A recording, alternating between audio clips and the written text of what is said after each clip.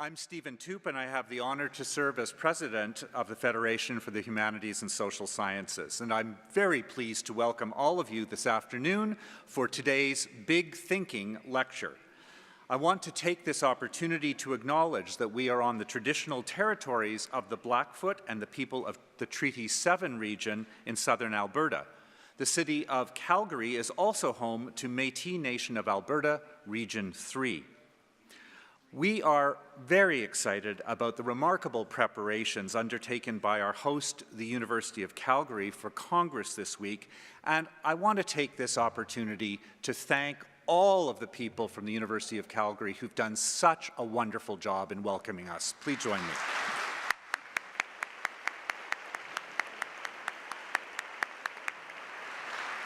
J'aimerais aussi signaler, avant de commencer, que nous proposons un service d'interprétation simultanée. Vous pourriez vous procurer des écouteurs dans la salle située à l'extérieur du théâtre. Je souhaite remercier le Conseil de recherche en sciences humaines, la Fondation canadienne pour l'innovation et Université Canada pour leur parrainage de la série de causeries Voix grandes. It's thanks to the generosity of these sponsors that we are able to make these events open to the public for all to enjoy. The Big Thinking series gives us a chance to engage in conversations about the pressing issues of our time, and today is no exception. I'm personally delighted to welcome the Right Honourable Beverley McLachlin, Chief Justice of Canada, who I have no doubt will provoke and engage us as she discusses the fundamental challenges of preserving the rule of law in a multicultural society. I'd now like to invite Alistair Lucas, former Dean of Law at the University of Calgary, to introduce Chief Justice McLachlin. Dean Lucas.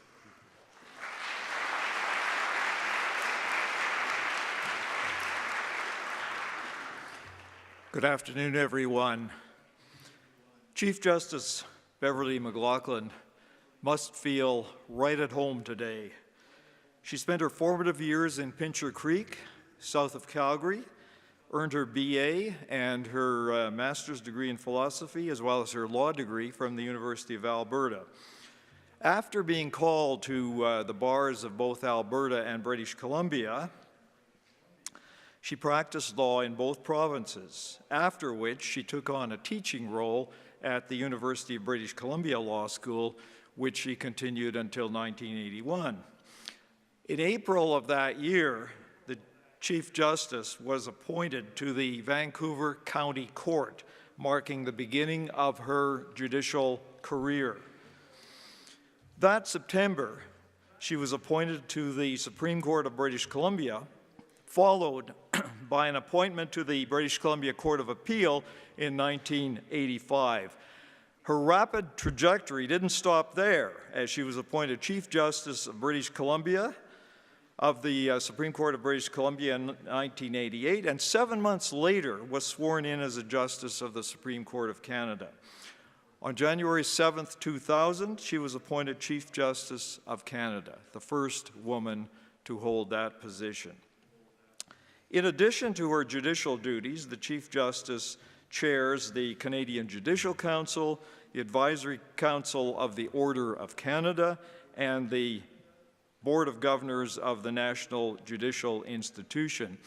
Apart from her judgments, and she is extremely prolific there, she has been a very prolific writer and presenter, addressing important societal legal issues, including access to justice and civil liberties. So please join me in welcoming to the stage Chief Justice Beverley McLachlin.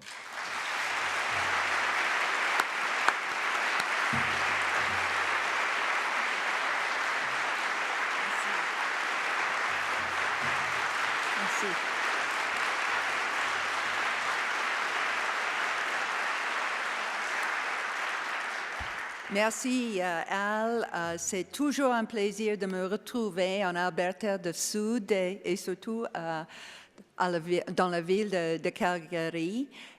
Alors merci beaucoup pour cette introduction et merci à tous et à toutes pour être ici aujourd'hui.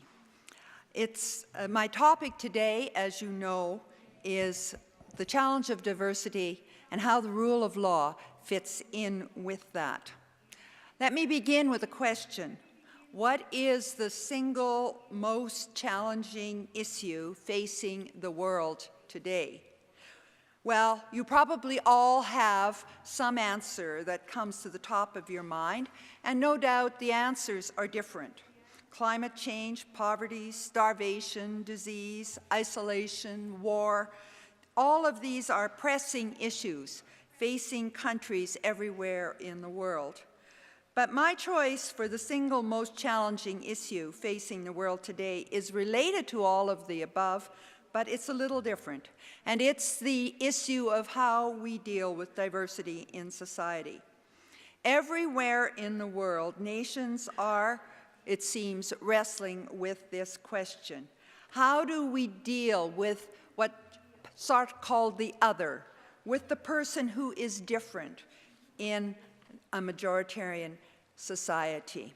Sometimes the other is a racial or ethnic minority of long standing, blacks in America or Indigenous people in Canada, for example.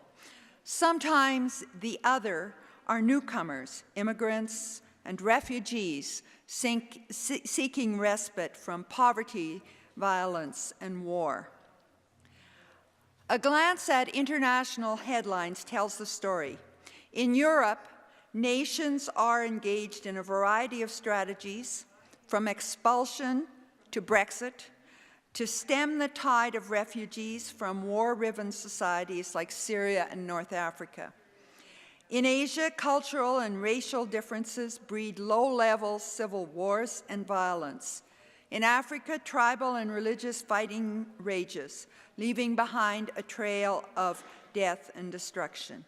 In the United States, a presidential candidate proposes to exclude Muslims and build a wall on the Mexican border to keep the other out, to considerable popular acclaim. In Canada, relations with Indigenous peoples figure in a variety of debates, from pipelines to suicide epidemics in remote communities. The same newspaper headlines reveal two diametrically opposed responses to the perceived threat of the other in our midst. The first response is exclusion. Imposed exclusion. Keep them out, send them home, build a wall, tragically, in some parts of the world, eradicate them. Or self-imposed exclusion. Withdrawal into identity ghettos based on race or religion. The second response is inclusion.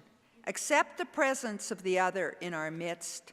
Deal with those different from ourselves with respect and dignity. Don't retreat, engage, or as Michelle Obama said recently in a graduation address, go where the noise is. Work to improve the situation of the marginalized and strengthen the bonds between disparate communities. Canada, with some lapses, to be sure, has opted for the second response, the response of inclusion. Or more accurately, history has thrust this response on Canada. Canada has never been an ethnically homogeneous place. It has always been a place of different and diverse peoples, peoples of different cultures and languages. John Ralston Saul, in his book, A Fair Country, describes Canada's cultural history as emerging from three strands: Aboriginal, in itself immensely diverse, French and English, overlain in successive decades by waves of immigration from every part of the world. Diversity characterized the early interactions between Europeans and Indigenous peoples. Faced with harsh climate and difficult terrain, Canada's first European colonists survived by learning from the culturally and linguistically diverse Indigenous peoples, working with them as equals. Similarly, when the country came together in 1867, it was a union between two very different types of peoples, French and English, who had been locked in bitter warfare for decades. They spoke different languages and practiced different religions and suffered from the accumulated hostilities associated with a century of intermittent warfare between England and France. Yet the constitutional framework that our forefathers devised reflected an ethic of inclusion and accommodation of diversity. They opted for a federal union that recognized regional specificity, and in the Union's founding document, the British North America Act of 1867, they provided language and education guarantees for minorities. I haven't done the research, but I think that must have been singular for constitutions such as they were at that time. Inclusion and accommodation of diversity continued to define Canada as successive waves of immigration washed over the country. The Great Migration of Canada brought over 800,000 people from Britain between 1815 and 1850, and then there was the migration at the end of the 19th century and the 20th, beginning of the 20th, from places all over Europe. In 1913, the high water mark of Canada's immigration saw over 400,000 immigrants come to the country. Influx continued through the Roaring '20s, and the aftermath of World War II brought large numbers of refugees and immigrants. 1.5 million came from Europe in the 1950s. Refugees in subsequent years have followed in the thousands from places as diverse as Uganda, Chile, Vietnam, and Kosovo. Between 2009 and 2013, Canada admitted on average 257,000 new permanent residents every year, and last year is estimated to have admitted somewhere between 260 and 285,000, and we all know the story of the recent welcome that Canadians gave to Syrian refugees. In sum, Canada has never been a monolith. It has never had a single defining culture or language. Most Canadians count immigrants or Aboriginals among their ancestors. We are, to use Saul's phrase, a Métis nation, diverse yet unified. Unity in diversity is our character. We sometimes lament our lack of a defining culture or language. We see it as a deficit. But our deficit is also our asset. As our Prime Minister put it on a recent visit to England, and I quote, "Our diversity isn't a challenge to be overcome or a difficulty to be tolerated. Rather, it's a tremendous source of strength." The result, we hope, is a just society, or at least a society closing in on justice, a society where everyone is respected and everybody has opportunity, a society for which a former Prime Minister, the father of the current, wished when he said, and I quote, "I've always dreamed of a society where each person should be able to fulfill himself to the extent of his capabilities as a human being. A society where inhibitions to equality would be eradicated. This means providing individual freedoms, equality of opportunity, health, education, and I conceive of politics as a series of decisions to create this society." We have traveled a good distance toward that dream, yet we cannot rest on our laurels. Canada may rightly pride itself on having managed diversity relatively well. We may take satisfaction in world leaders like the Aga Khan applauding our generous and respectful treatment and welcome of minorities. Yet there is work to be done, as reports of discrimination against members and Aboriginal communities attest. Even where we have succeeded, the battle is not over. Accommodation is an ongoing process. To rest on our laurels is to fail. This backdrop brings me to the second part of my talk, how we maintain a strong and cohesive society in the face of diversity, because it is a process. It is never done. How do we ensure that diversity will continue to be our strength? I will suggest that two things are essential to this goal.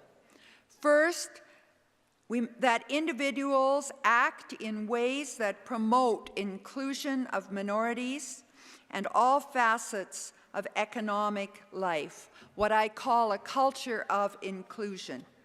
And second, that we have institutions that back up and carry forward this ethos of inclusion, most critically legislatures, the executive, the courts, and the rule of law.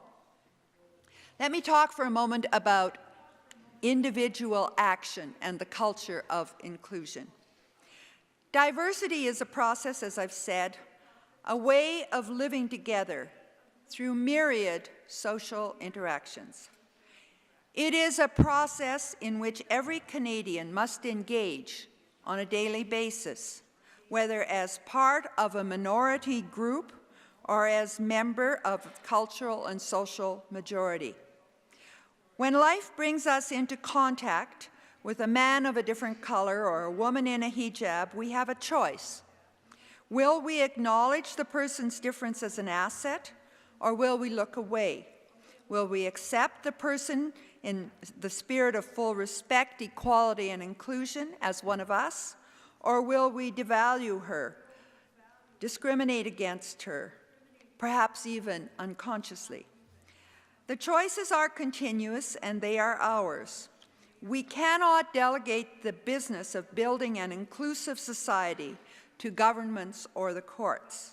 They can help, but they can never be the foundation. The front line in the quest for societal inclusion is what we as individuals do in our moment-to-moment, day-to-day lives. Let me tell you a story to make the point. I grew up, as you've heard, not far from here, on a modest ranch in the foothills of southern Alberta.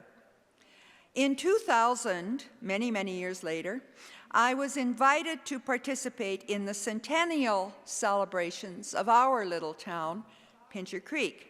It was a splendid affair, with a horse-drawn carriage for my husband and me to ride in, an exhibit of the art of A.Y. Jackson, who had spent time in the area and left a legacy of small pictures to families with which he had stayed, capped off by an afternoon reception where people came to say hello and to mingle. At some point in the afternoon, a tall Indigenous man and his striking wife approached me. The man handed me a small box containing handcrafted earrings of mother of pearl. The man, Eric was his name, said he was happy to see me, but he had brought the gift out of respect for my parents, who had then passed on. He said he respected them for their actions and for their values. Tell me why, I asked. And then Eric recounted an incident that I had long forgotten. I was a child. It was a hot July Sunday. His father, a pagan from the nearby Brockett Reserve, came to see my father about some business and brought his wife and children along in the car. My father went out to the car and the two men talked. And then my mother came out of the house, Eric told me, and walked down to the car. She looked at the passel of kids crammed in the back seat, it was before seatbelt legislation, and said, "Why don't you come up to the house for tea? It's my husband's birthday and you can help celebrate." So the family accepted, and we all sat around the dining room table and had tea and pieces of birthday cake. I got the dime, Eric told me much later on the afternoon that I'm recounting, referring to the coin my mother always put in the batter of a birthday cake. But he went on, "But that's not the main reason I will never forget that afternoon. It was the first time I had ever been in a white person's house." Eric and his wife went their way, and I went mine. But our encounter affected me profoundly. I understood inclusion in a new and different way. I understood how the simple acts of everyday people could make a profound difference in a child's life.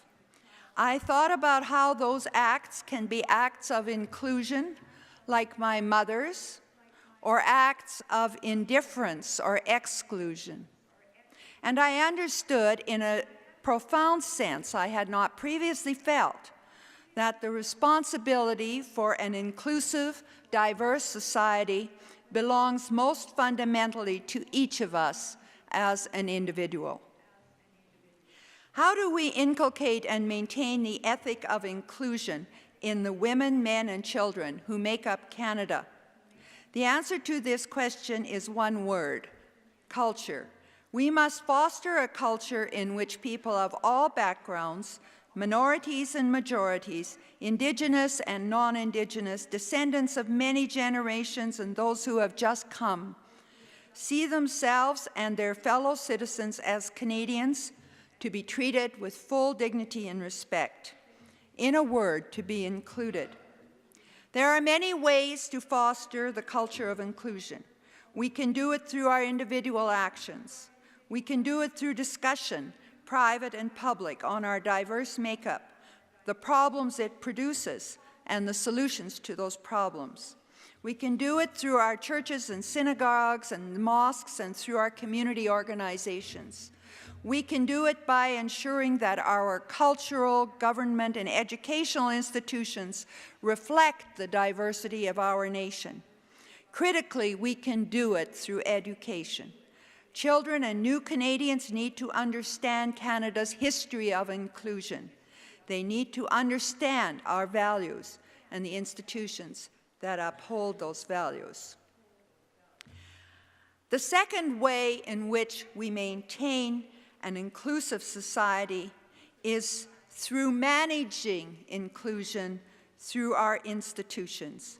The most basic responsibility, of course, for maintaining inclusive society rests with each of us as individuals. However, individual deeds aren't enough.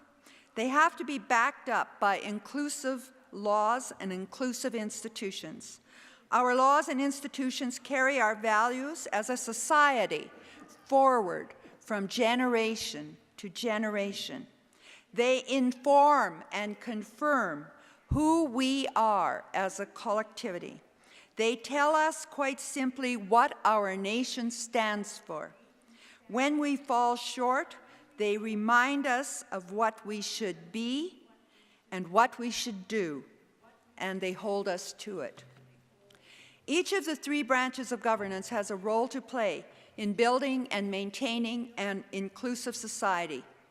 Parliament and the legislatures bear the responsibility of enacting laws that reflect the diversity of our population and that ensure that everyone, regardless of race, creed, or culture, is treated fairly and equally.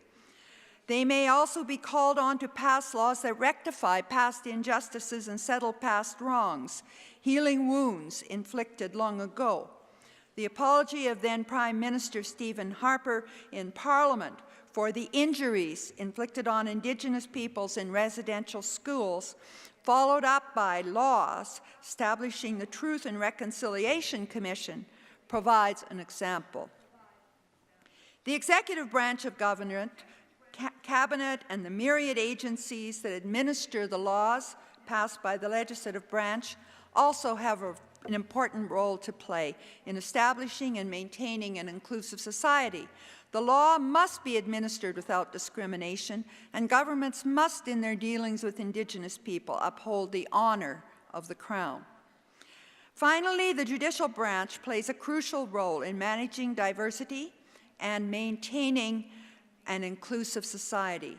In a diverse, multicultural society, conflicts between peoples of different backgrounds and cultures is inevitable. The courts play a critical role in resolving these conflicts. They also ensure that the laws passed by the legislative branch and the actions of the executive conform to the guarantees of minority rights found in the Constitution Act 1982 and to the basic tenets of the rule of law. We all know, of course, that the Constitution Act of 1982 gave constitutional recognition and affirmation to Aboriginal and treaty rights of Canada's First Peoples and introduced the Constitutional Bill of Rights, the Charter, which, as a document of inclusion and accommodation, is well suited to the diverse makeup of Canadian society. The rights and freedoms guaranteed in the Charter include equal treatment of men and women, Section 28, as well as the General Equality Guarantee, Section 15, and in Section 27 instruct us to interpret the Charter in a manner consistent with the preservation and enhancement of the multicultural heritage of Canada. The Charter guarantees and associated Aboriginal and minority rights guarantees that sustain it are grounded and attuned to Canada's history. Respect for diversity and accommodation are built into the very architecture of the country. In the secession reference, the Court drew from this history 4 fundamental planks on which our constitutional structure rests: the principles of federalism, democracy, respect for minorities, and constitutionalism and the rule of law. 2 of these fundamental planks, respect for minorities and the rule of law, are deeply connected to the process of maintaining an inclusive society in the face of diversity. Respect for minorities means what the words say. Minorities must be respected and accommodated. Their rights cannot be trampled. But what is meant by the rule of law, and how does it support an inclusive society? The rule of law stands for 3 simple principles, I think, each tied to an inclusive society. The principle of universality means the law applies to everyone, including governments, and that everyone, no matter what their background or how recently or anciently they came to Canada, has the full benefit of the law. The principle of legality insists on a comprehensive suite of legal norms which set out rights and obligations in advance and guard against arbitrary exercise of state power against anyone, including the usual targets of such arbitrariness, members of minority groups and marginalized people. The third principle is the principle of accountability, and it ties up the package by ensuring that all who exercise power must be accountable for that exercise through the law as applied by independent and impartial courts. Those who violate the legal norms of equality can be made to answer. The rule of law means that conflicts between groups within society are resolved peacefully and fairly. In countries with rule of law deficits, disputes may be settled by force, and government powers may be exercised arbitrarily against minorities. Without a deep culture of the rule of law, stability, security, and prosperity are elusive in a diverse, multicultural society. The courts play a vital role in assuring that the conflicts that inevitably arise in a diverse society, and conflicts there are and always will be, are resolved in accordance with the Constitution and the rule of law. The Supreme Court of Canada has been called on to resolve a steady stream of intercultural issues that, if left unresolved, might lead to cultural struggles and undermine the ethos of inclusivity. These include, to give a few examples only, whether a Jew can erect a sukkah or a small religious structure on his balcony in defiance of condo rules, whether a Muslim woman is required to remove her face covering when testifying in court, whether a Sikh boy can carry a small ceremonial dagger sewn in his clothing in a school with a no weapons policy, and whether members of a municipal council may recite a prayer at the start of their meetings. These are issues at base of how we live together in a diverse society. They are controversial. Emotions often run high on all sides. Sometimes in the lead up to the court hearing, violence threatens. Yet time and time again, the issues are resolved peacefully through the legal process, tempers cool, and people get on with their lives.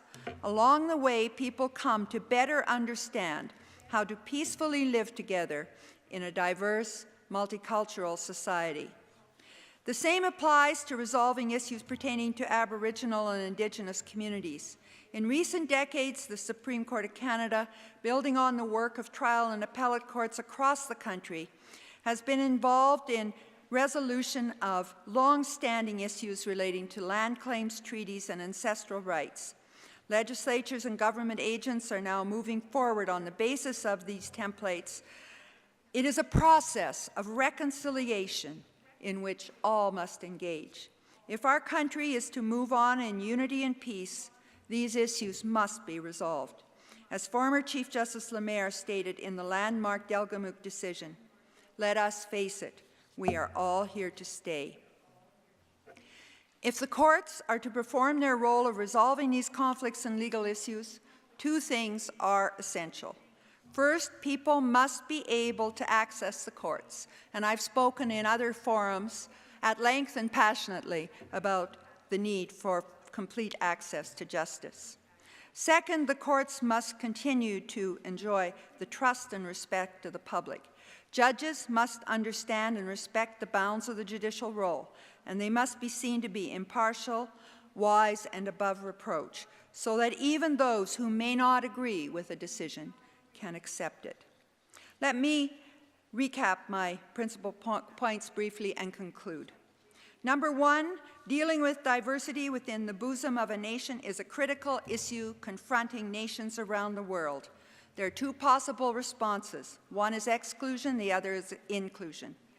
Number two, Canada, a diverse multicultural nation, has chosen the course of inclusion. This is not a weakness, this is our strength. Number three, while we have done well by and large in achieving an inclusive society, the job is not finished. There is more to be done. Number four, the first thing we must do to maintain an inclusive multicultural society is foster a culture of inclusion that results in individual actions of inclusion. These include dialogue, discussion, making our institutions reflective of our diverse makeup, education, and a commitment everywhere to inclusion and accommodation. Number two, the second thing we must do is to support the institutions that make inclusivity work and continue to make those institutions work, be they community groups, churches, or institutions of governance, the legislatures, the executive, and the judicial branch. And finally, number six, the courts play a vital role in upholding the rule of law and maintaining an inclusive multicultural society by resolving the conflicts in which a diverse society inevitably produces by peaceful process rather than confrontation and violence. In carrying out this task, they rely on the guarantees of individual and Aboriginal rights enshrined in the Canadian Constitution in 1982 and on the tenets of the rule of law. I believe that Canada's future depends on how we respond to these 6 points. It depends on recognizing our history deeply rooted in the soil of diversity. It depends on recognizing the need to reject exclusion in favor of a culture of inclusion. It depends on cultivating attitudes not only of tolerance, but of value for diversity and inclusion. It depends on maintaining strong legislative, executive, and judicial institutions to maintain our inclusion. If we get these things right, we will move forward. Our diversity, already our nation's great strength, will become an asset of inestimable worth. To be sure, the way forward will not always be easy, but we should take comfort in the fact that we have weathered the storms of the first 150 years of our history, and we have emerged in a better, more unified place than where we began. Let me leave you with a metaphor proposed by contemporary Canadian philosopher James Tully. Tully likens the Canadian journey to a sculpture named The Spirit of the Haida Gwaii, the masterpiece of Haida artist Bill Reid. You may have seen this sculpture in the Vancouver Airport Terminal or on the backs of older $20 bills. It's a large, dark bronze, traditional Haida canoe, carrying a motley crew, the raven, the grizzly bear with his wife and their cubs, the eagle, the frog. In the middle of the crowded canoe sits a quiet figure, the human shaman, looking forward.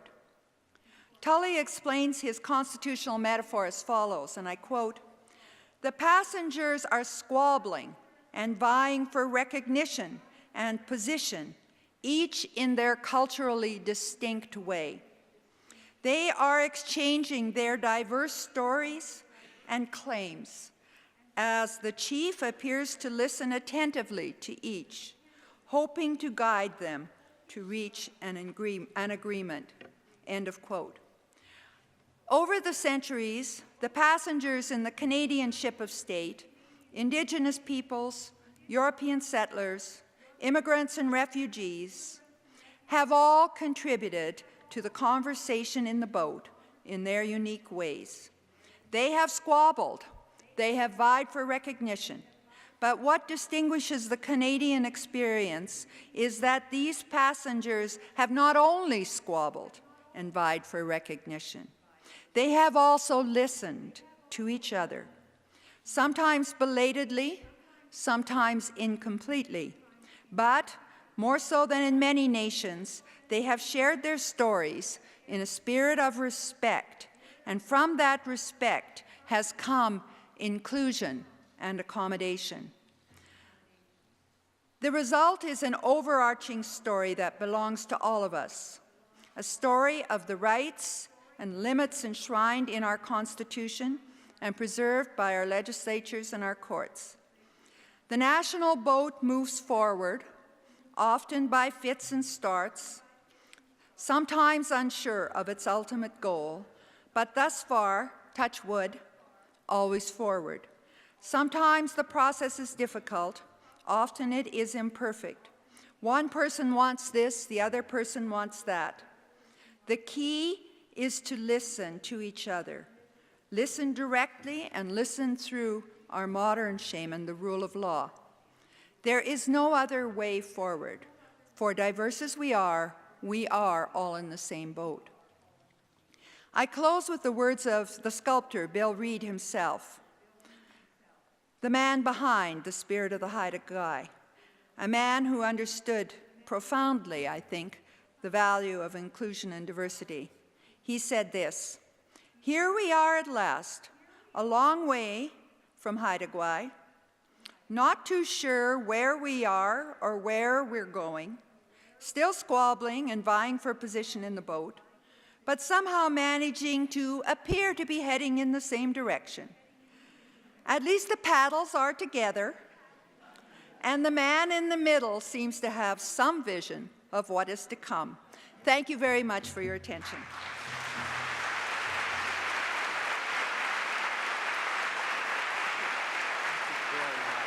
We're going to go over there now.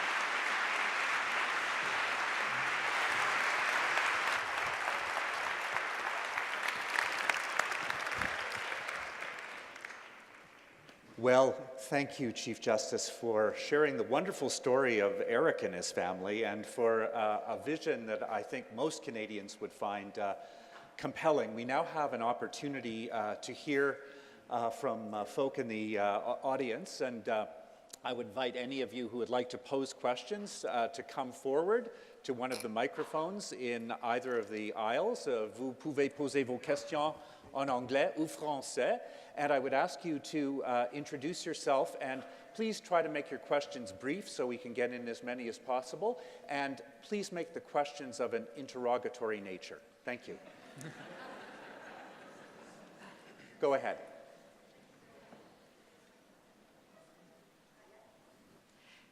Shall I? Oh, now it's on. Now it works. My name is Juliette Guichon. I teach law in the Faculty of Medicine here at the University of Calgary. Yesterday there was a session on physician-assisted dying, and the person seated to my left said at the end of it, "This is going too fast. We don't know anything about this." And I asked her what her field was, and it was education. And it occurred to me that there's something missing because this action began in April of 2011. And I'm wondering if you believe that there's perhaps two problems that sometimes arise in judicial decision-making: lack of knowledge translation and fear. I'm not quite sure what to do with your problems. Sorry, lack of what I mean to knowledge say- transmission, you're referring to the educational piece? I'm referring to the fact that the court gave a very fulsome response to the litigation, and yet the public, some members of the public, don't know about it, or they're fearful of it. And I know you can't speak specifically about a particular case, but do you see this in terms of dispute resolution as one of the challenges that we have in Canada, that we have to transmit the knowledge that comes to us from the court, and that we have to help people adjust? Well, I do see that as very important, and there was a time many decades ago when judges never gave public talks. Courts always, of course, have spoken through their judgments, as they continue to do, but we recognized that it's very important for courts to communicate with the public. The first and most important way we communicate is through our reasons. And the reasons in the case you're speaking of are quite detailed and quite long, and I think quite readable. One of my personal efforts has been to write our judgments in language that any literate person can understand, because I believe those judgments belong to the people, and they have to be read and understood by the people, rather than simply being accessed through the medium of a lawyer who has somehow pre-digested it. It's very important as well that the press be involved in this, and we in the court have gone a long way to facilitating the press understanding our decisions. We have pre-briefings, we have lockups, so the press goes away with a very good idea. And they publish it in the newspapers, and they publish it in the various other media. And these things do get a lot of attention. So I think the word is out there when we make an important decision, such as the one to which you are referring. Is it accessed? Is it taken up by ordinary people? Do people think, well, this is something that I don't have to worry about now. I'll think about football, or I'll think about something else important. In fact, the court initiated what was to be a process, and Parliament has to play its role in that process, and so on. And that's where we are now. And you know, I also think that there's two things here. If you say things do take a while, but if you never have the issue crystallized, as we've had in this case, then nothing ever happens. People take all the time that is given to them. Suddenly, decision time comes, and we have a full public debate. And that may take a while. I'm not here to comment on anything political, please. But I just think it's part of the process. I'm not alarmed. Thank you very much. Yes. Hi. So in this age of globalization and trade agreements, there is, I believe, a lot of fear from certain members of society, both from the seeming rise of extremism and in the outsourcing of jobs, and the feeling that perhaps for a lot of Donald Trump supporters, the idea that illegal immigrants are here to take our jobs. Do we, in your opinion, as members of the society and as society in general, have a responsibility to alleviate some of these fears and address some of their concerns? Yeah, well, that's why I spoke about dialogue and listening. I mean, we have to talk about the issues, and we have to hopefully encourage a dialogue at all levels. And but one of the things that sometimes happens, and I alluded to it briefly, is that instead of talking to each other, we retreat into isolation.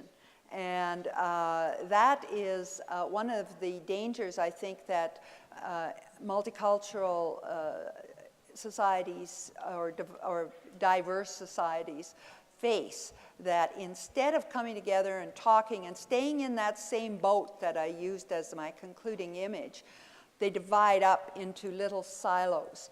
And I see this dialogue and listening as the way forward, dividing into silos or ghettos and just shouting at each other as the opposite. I'm noticing that there are now lots of people waiting to speak, and I apologize in advance. It's going to be very hard to get to everyone. I don't think we'll get any more space than the people who are already standing. And I think I will ask a couple of people to pose their questions on this side, and then we'll move to the other sides. Please, go ahead. Thank you for taking my question. My name's Kyle Gardner. I'm a law student here at the university. Chief Justice, your colleague Justice Abella came to visit a couple months ago, and she talked about a lot of things, but spoke a little bit about certain members of the Supreme Court in the United States. And you mentioned earlier certain exclusionary policies that are gaining considerable appeal south of the border. And I was wondering if you could talk about, I guess, what role the courts in the United States and in Canada could play specifically in the face of very strong exclusionary policy. Well, I hope we don't have that, and we never have to face that in our country, and I'm ill-equipped to comment on what might happen in the United States, but I've indicated that courts can be there to hold us to our basic values, to resolve some of the disputes. We all know the huge role the United States Supreme Court played in the 60s, Brown versus Board of Education, and ending segregation. So courts, the judicial branch of governance has a huge role to play. Just what it will be, we don't know till the issue actually arises. But I think that the presence of a strong and independent judiciary is absolutely essential to any nation that wants to navigate the difficult waters of diversity. Thank you. Yes. Mabetsi Akau, Taonsi Chris Albanati. I'm a Sinai Filipino and Irish French Canadian. I'm a lawyer. I practice in Ontario and also a grad student at Osgood, doing work there. My question is complicated but straightforward.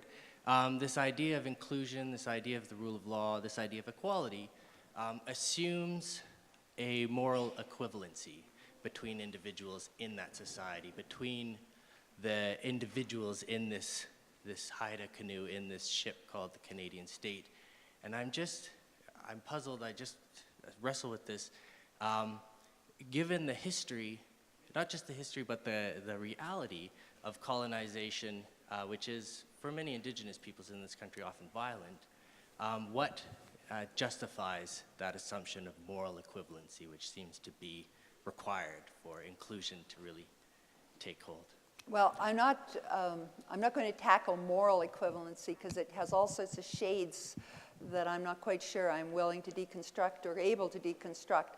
But we have to go on the premise that we have a legal equivalency, that we have an equivalency of human dignity, we have an equivalency of partnership in this country, and maybe that will get us some distance.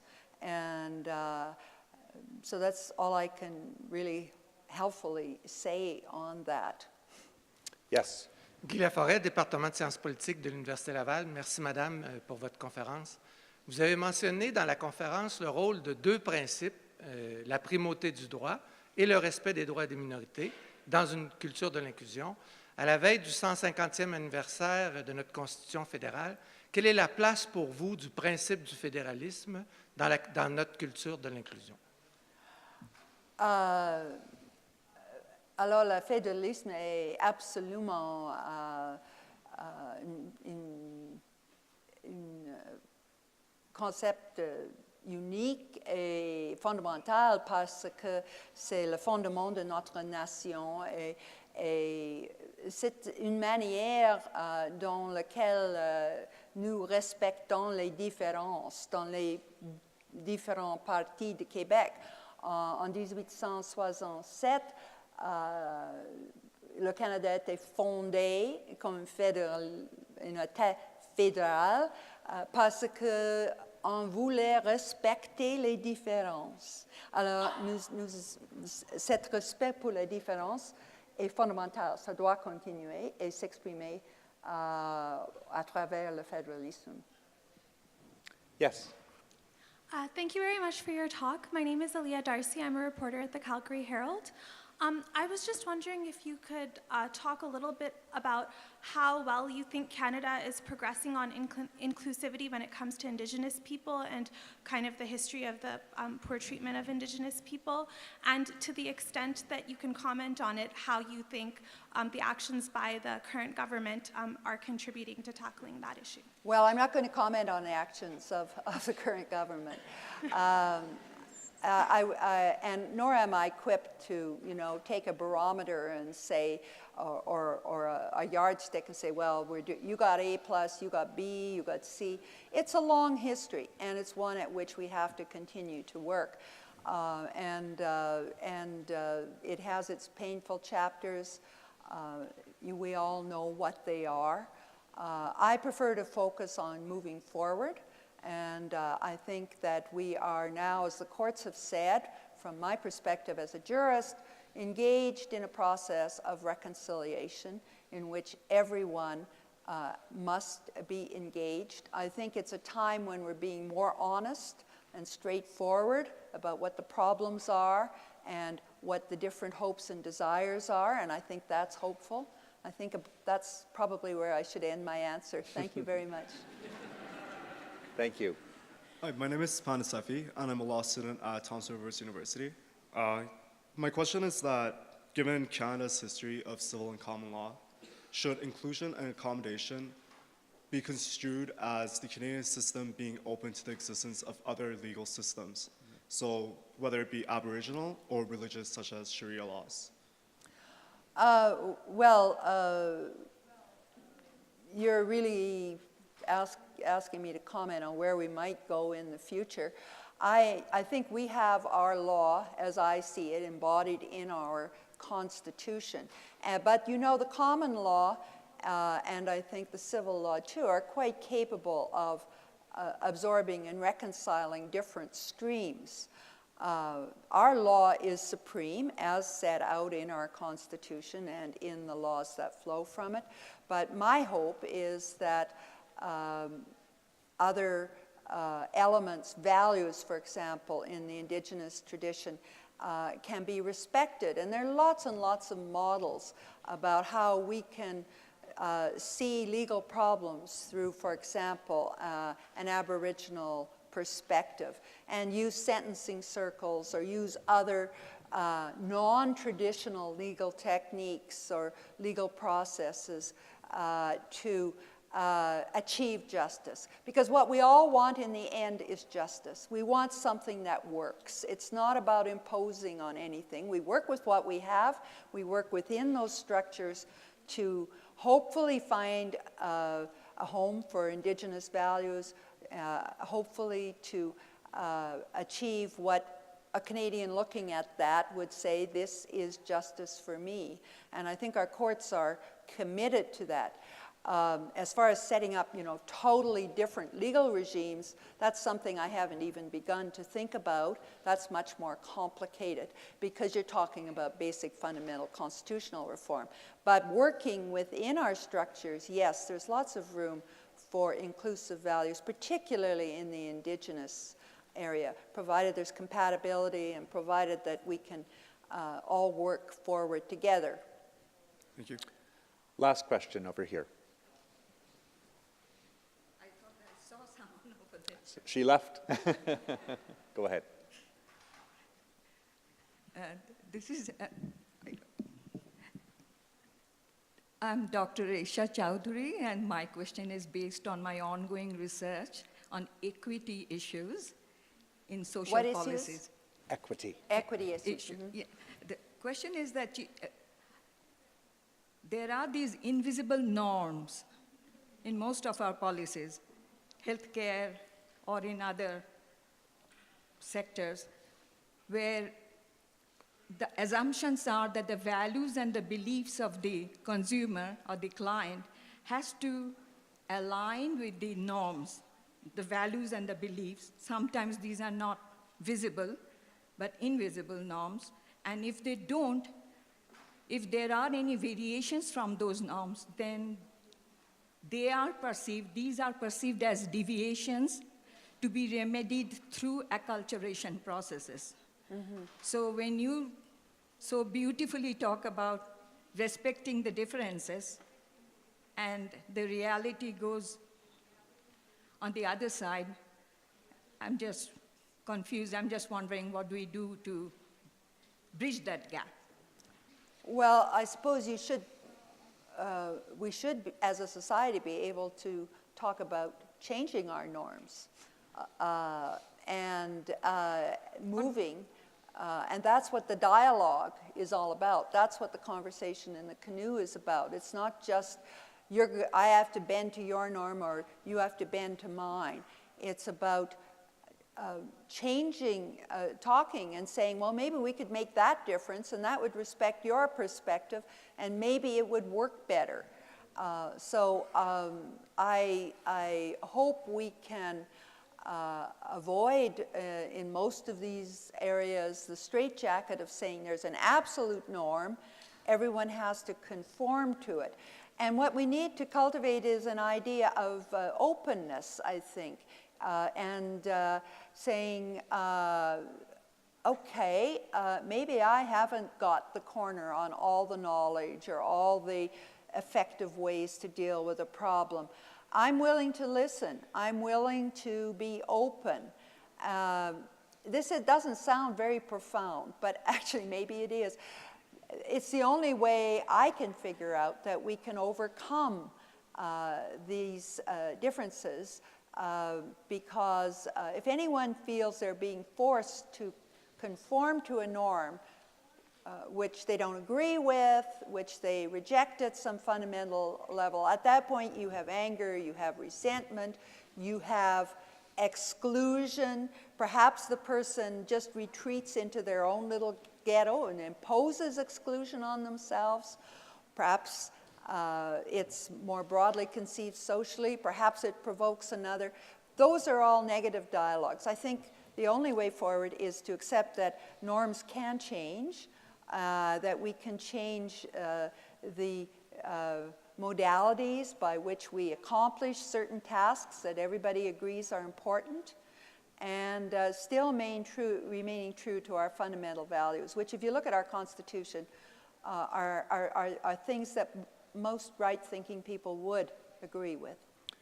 Before we conclude, I want to thank again the University of Calgary. I want to thank our sponsors, the Social Sciences and Humanities Research Council, Universities Canada, the Canada Foundation for Innovation. And I want to remind you that there are a number of big thinking events throughout the week. Tomorrow's Big Thinking lecture features journalist Chantal Hébert, who will be discussing covering Canadian politics in an era of social media.